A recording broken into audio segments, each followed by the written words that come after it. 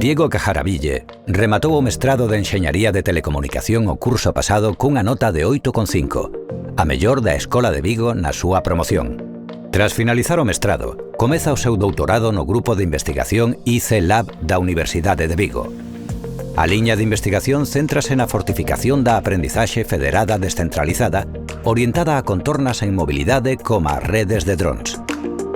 Hola, mi nombre es Diego Cajaraville, tengo 24 años y este año he sido premiado al mejor expediente académico del máster de Teleco. Ya de pequeño recuerdo mi interés por el mundo de la tecnología, su funcionamiento o incluso las matemáticas, lo que me llevó a querer estudiar la carrera de telecomunicaciones. Tras finalizar mis estudios de grado y máster y pasar por el mundo de las operadoras telco, actualmente trabajo en el grupo de investigación IC Lab, en la Escuela de Telecomunicaciones de Vigo. Allí llevo a cabo mi labor investigadora que se centra en la mejora de la seguridad y la privacidad en entornos de aprendizaje descentralizado, en concreto el aprendizaje federado.